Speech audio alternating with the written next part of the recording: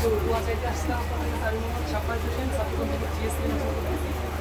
দোয়া করে আমার ওয়েলকাম করবো। আমার প্যানেলে অনেকে আছে, অনেকে আসেনি। আমাদের প্যানেলের জন্য একটু দোয়া করিয়ে নেবো।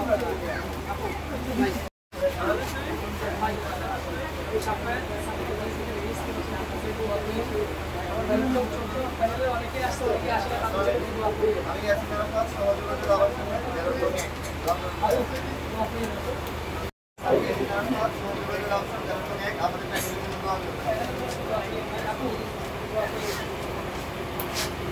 Again, dua kali. So, kalau kalian dua kali, kita baca saja. অবশ্যই ভোটটা দিতে আসবেন, কারণ ভোট দেওয়া আপনাদের অধিকার। এখন যখন এই বিষয়টাকে লেট করতেছে, ইনশাল্লাহ 400 বছর পরে এই জিনিসটা থাকবে। বিষয়টা জবাবদিহির একটা জায়গা থাকবে, ঠিক মতো টাইম মেনটেন করতে। হ্যাঁ, আগে বাংলাদেশ জাতীয় ছাত্রদল ও ছাত্র শিবির দুই দলেরই প্রার্থীরা আমরা একসাথে প্রচারণা চালাচ্ছি। সাধারণ শিক্ষার্থীরা এটা খুব ভালোভাবেই নিচ্ছে, কারণ বিগত দিনে আমাদের ক্যাম্পাসে মারামারি হানাহানি লেগেছিল। আপাতত সাধারণ শিক্ষার্থীরা একটা চিন্তা করতেছে যে আগামী দিনে এই ধরনের কোনো সহিংসতা ঘটবে কিনা। তো আমরা আশাবাদী যে চট্টগ্রাম বিশ্ববিদ্যালয়ে আর কোনো মারামারি হানাহানি হবে না ইনশাল্লাহ।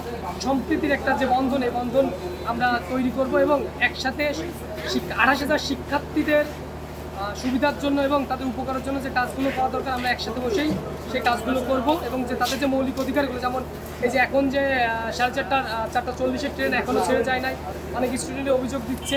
তো জবাবদিহিতার জায়গা না থাকার কারণে এইগুলো বাস্তবায়ন হয় না। ইনশাল্লাহ আগামীতে জবাবদিহিতার জায়গা তৈরি হবে, তখন আমরা সব কিছু টাইম মতো করতে পারবো।